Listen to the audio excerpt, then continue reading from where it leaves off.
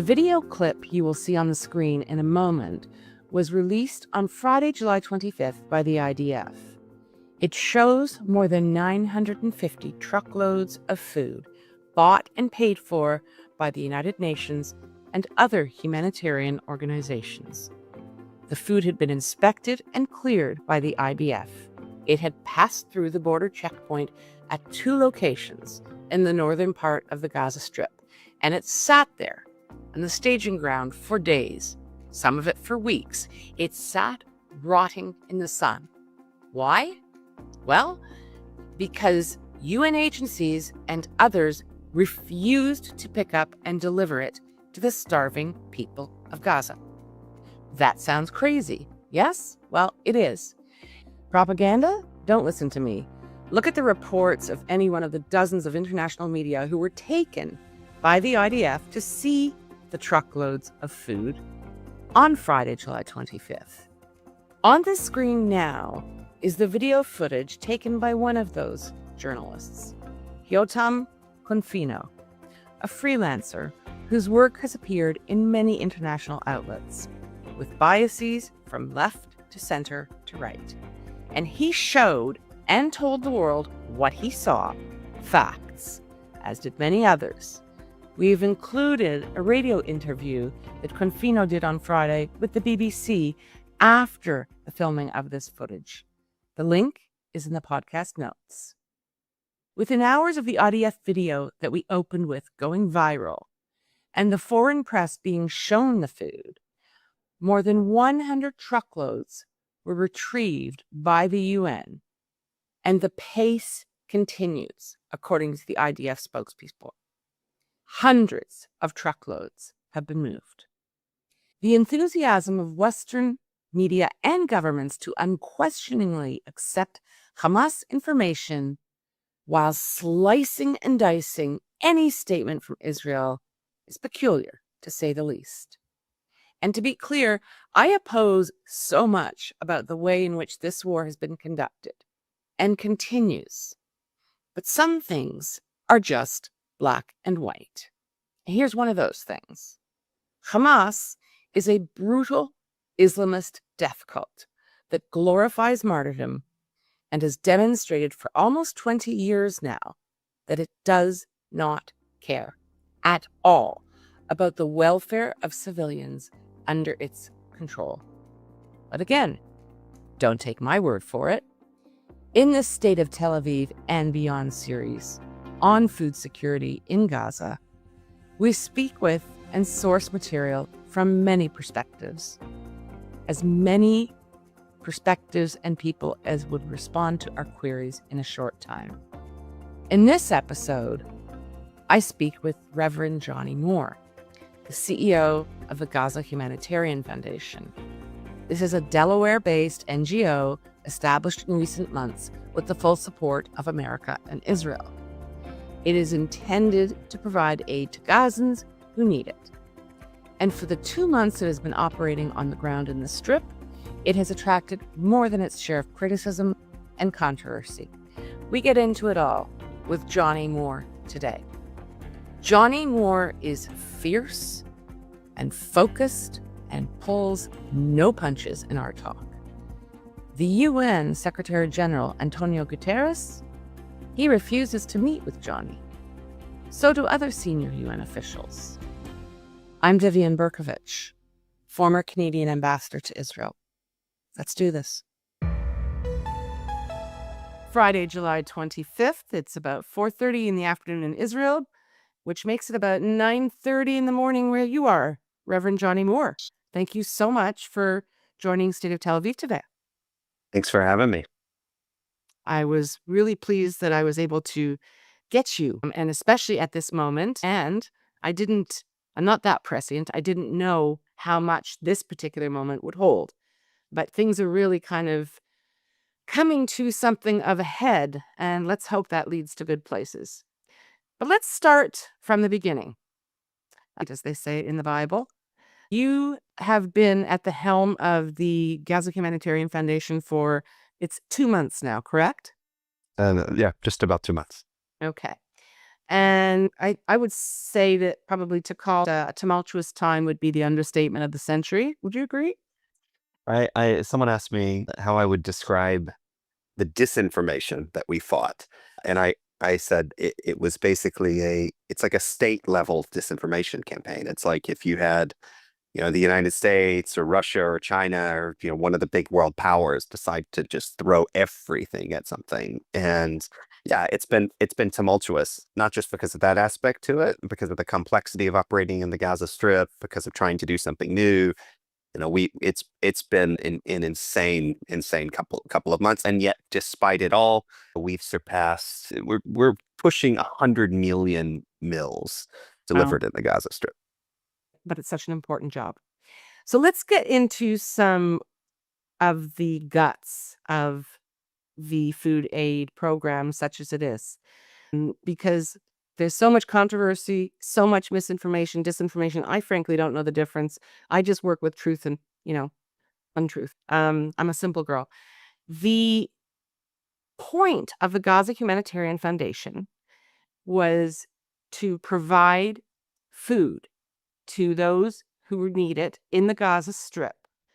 And in effect, bypass, not work with the existing organizations that up until that time had been the primary providers of food aid.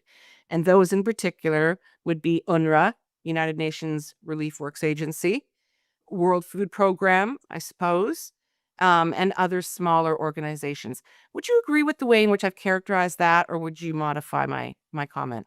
I'd slightly modify it because the goal from the very beginning has been to subsidize the efforts to get food into the Gaza Strip, not to replace anything.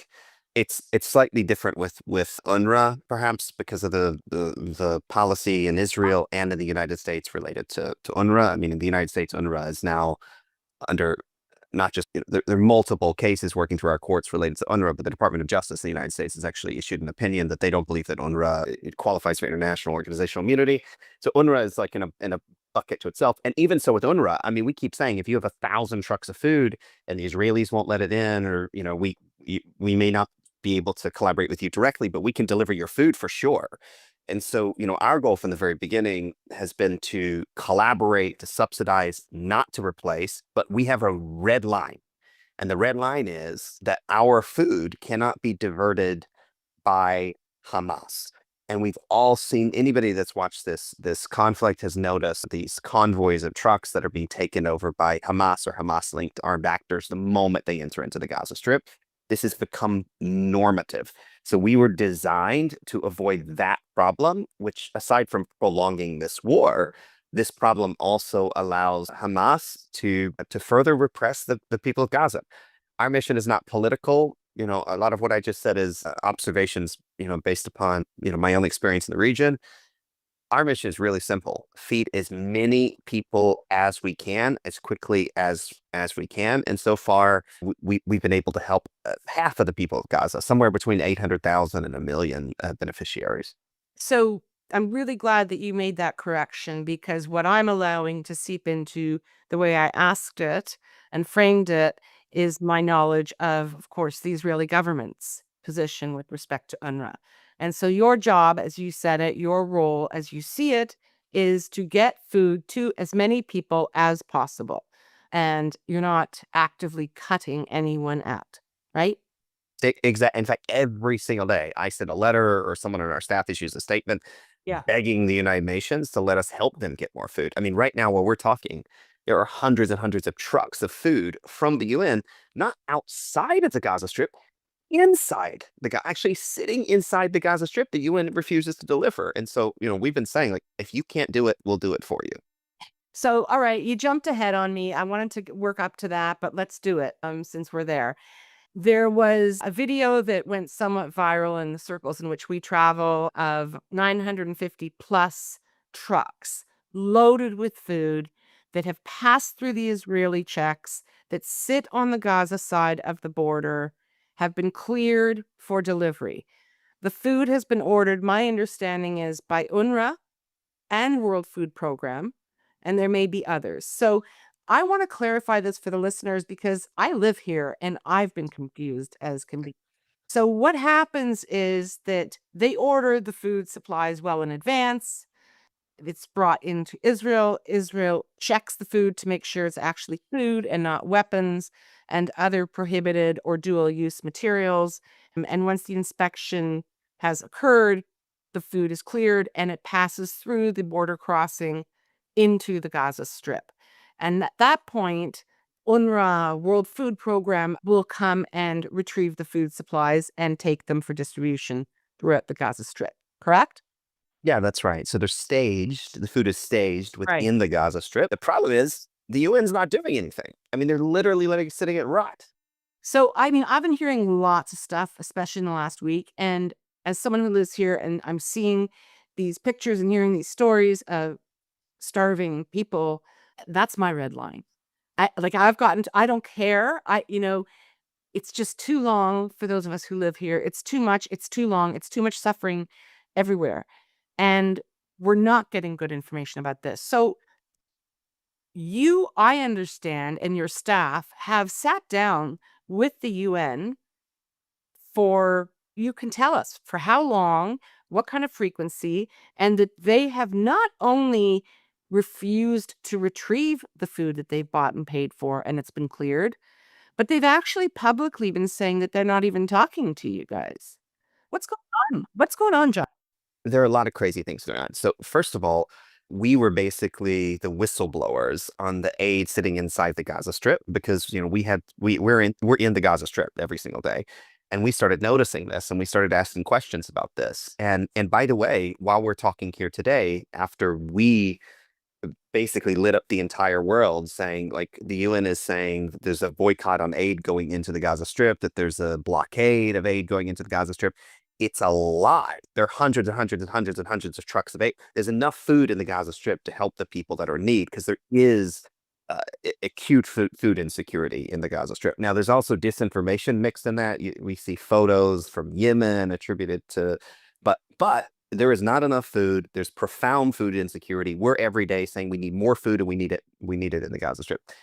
We think what the UN has been doing, and this is just say my opinion, but I think an informed opinion, is we actually think somehow the UN has been participating in the ceasefire negotiations, not sitting on the side of the international community, but actually sitting on the side of Hamas, because it's in their interest in order to, and it pains me to say this, and I may be totally wrong on this, but it's just too weird that as we look with all this food piled into the Gaza Strip, that the whole messaging from the UN is that there's no food in the Gaza Strip, and then simultaneously there's starvation narrative that's coming from Hamas. Like all disinformation, there's truth inside of it. The truth is there's not enough food in the Gaza Strip. There's acute food insecurity. We have to surge as much food as possible, and that is our position. On the same token, the UN is acting like a political actor, not a humanitarian actor. And when we started blowing the whistle on this, sure enough, in the last 24 hours, all of a sudden UN trucks start moving out of this food that's staged. And now they've moved out over 100 trucks of food. So, in an objective world, this would prompt a serious investigation. They would say, like, why is it, that the UN all of a sudden is it because they're disorganized? Is it because they're not as good at doing what they say they are? Is it because they were playing politics? I don't know what it is, but that's what's happened over the last couple of days. We've seen it with our own eyes. Okay, so you're saying that over the last day or two, more than 100 trucks from that staging area, so more than 100 of the 950 plus, have been moved by the United Nations. As soon as the pressure started turning up, the political pressure started turning up, all of a sudden the UN found their food again that was sitting within the Gaza Strip. And also, when there was at the UN presser, I noticed, I think it was yesterday, maybe it was this, or it must have been yesterday, a reporter asked, why will the UN not move this food out? And the UN says that they can't get it out securely. And the reporter asked, well, the IDF and others have offered, we're the others, GHF and, this American initiative that is totally supported by the US government, the State Department, the White House, our UN mission. This is a US supported initiative. And the UN says that they refuse to take help in securing their food into the Gaza Strip if it comes from the IDF or if and while they didn't say this in the explicit answer, they've said it to us in various ways. They won't let GHF help get the food in securely. And yes, the UN has this history of allowing the so-called blue police in the Gaza Strip to escort their food into the Gaza Strip. And of course, the blue police are the local Hamas-controlled police. So it's okay for the UN to have Hamas armed actors escort their food into the Gaza Strip, but it's not okay for them to have an independent, American charity with veterans on the ground, U.S. veterans contractors escort their food into the Gaza Strip.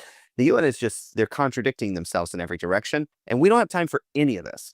And I'm critical of the UN. I'm really alarmed by reports that UN convoys were used to move fighters and messages by Hamas over the course of this war.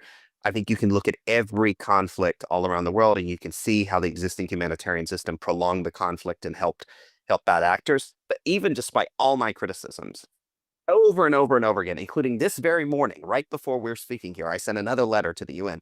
We say we don't have time now to work out our differences. We'll put them all aside. We'll figure that out later. Let's work together to feed these hungry people. And every single day we extend our hand, and they reject it. And yet they say they care about these people.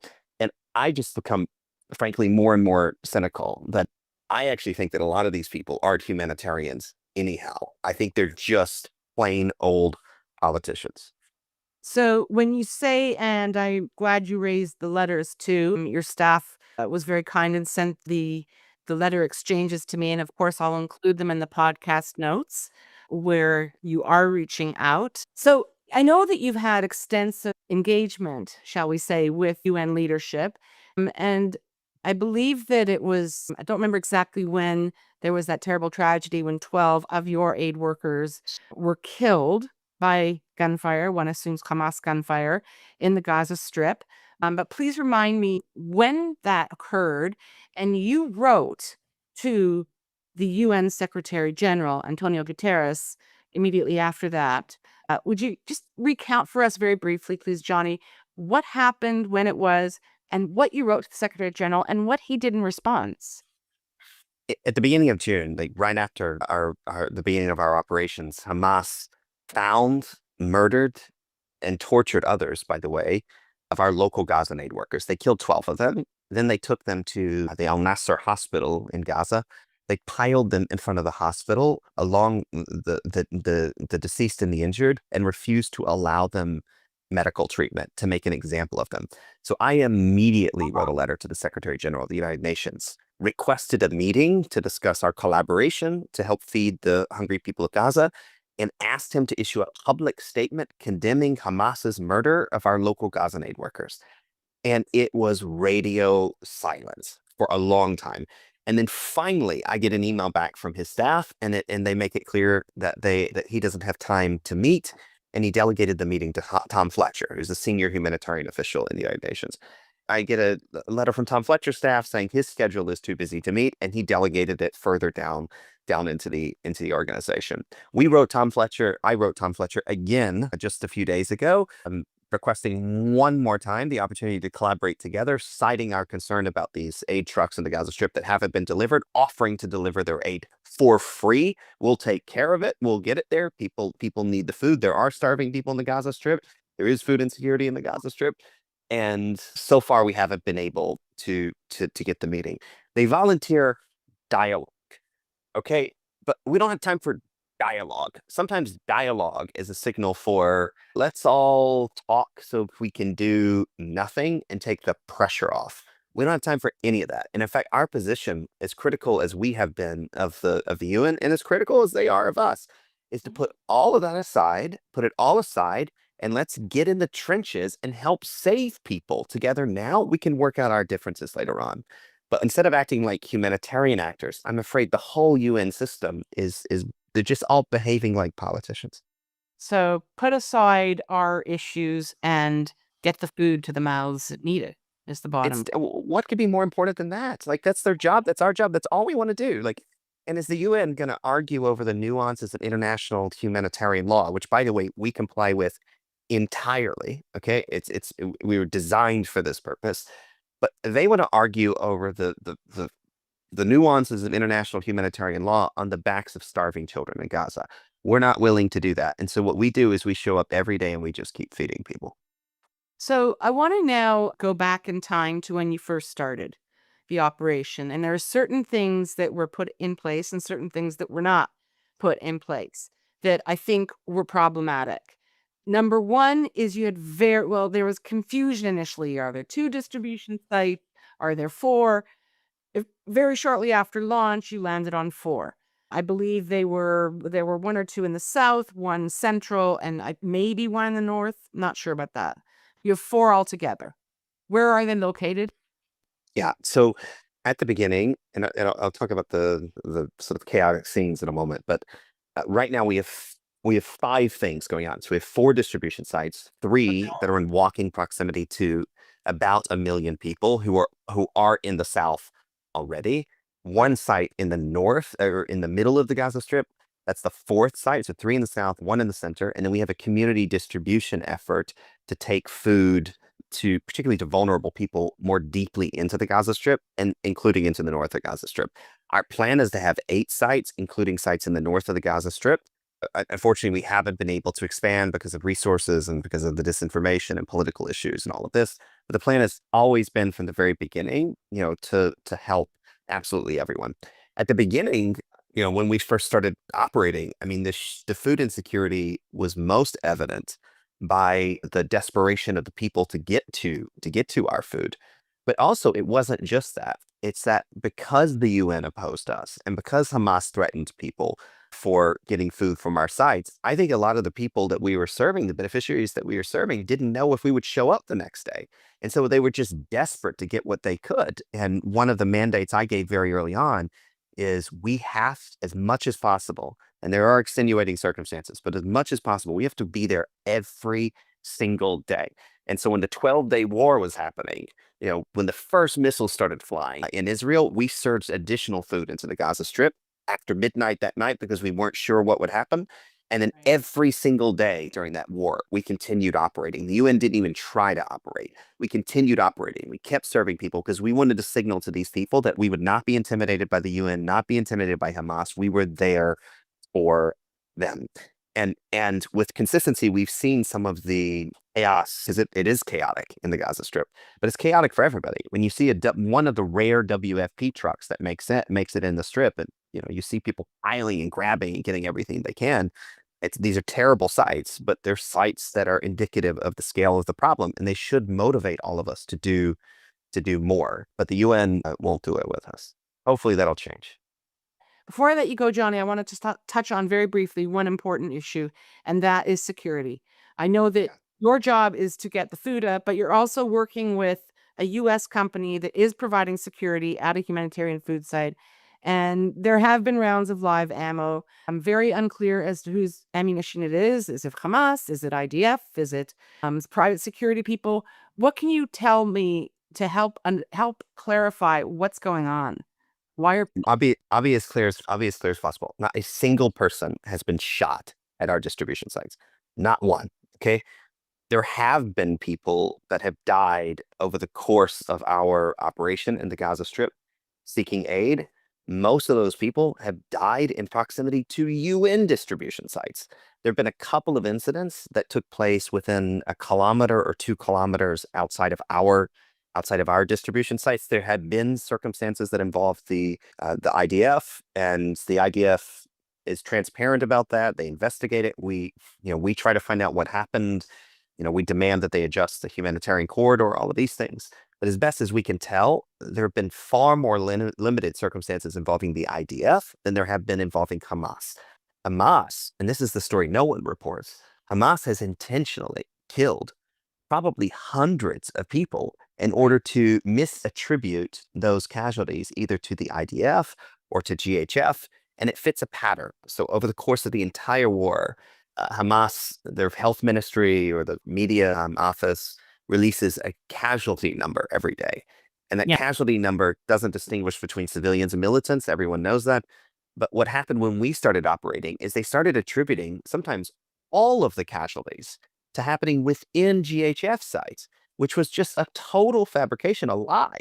And it was meant to try to disincentivize the people of Gaza from getting food from our distribution sites, because Hamas has been able to use the free food of the world to control, to manipulate, to serve their nefarious purposes. And so when some in the media and government officials and UN officials, when they share this disinformation, they're serving not the Gazans. They're actually serving the oppressors of the Gazans, because the people of Gaza have always been the first victims of Hamas, and it's still the case today. Food has become the ultimate weapon and power in the Gaza Strip.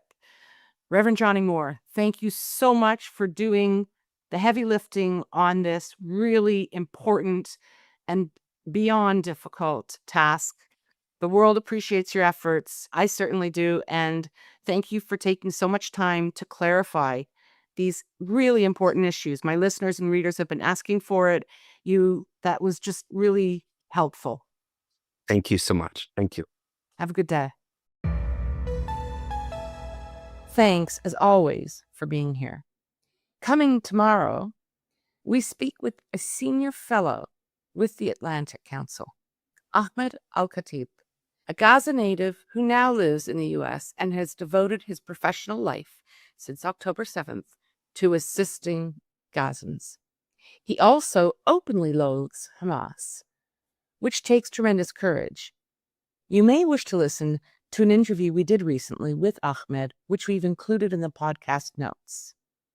Also coming soon is a fascinating discussion with Andrew Fox, former UK military man, prolific writer, and speaker, who has been a brilliant and very even-handed commentator on what's going down in the Middle East. As straight a talker and thinker as you're going to find anywhere. If you do not already do so, please consider supporting our work with a paid subscription. To generate quality coverage requires time, commitment, and yes, money. We are independent, totally, and we rely on the financial support of our listeners and viewers to make our work possible. So please consider an annual or monthly paid subscription to State of Tel Aviv and beyond. Just go to stateoftelaviv.com and take it from there. And starting today, very exciting, you can send us any donation that you consider appropriate to our new Buy Me a Coffee account. You'll find the link on our website, and we've included it on this screen as well. Many of you out there are avid followers of our work. Your support is the best way to show your appreciation. Until next time, stay safe and stay cool. We love hearing from you, so please comment on our website, stateoftelaviv.com, or send us a note to hello@stateoftelaviv.com. On behalf of the State of Tel Aviv core team, Jan Zabo, our creative, graphic, visual, and marketing man, Amir White, producer and editor extraordinaire, sound guy, who is also impressively patient with me and my boomer tech deficiencies, and our social media manager who pitches in on everything, Maya Naftalin. Thanks to the team. Thanks to you for being here. We'll be back soon.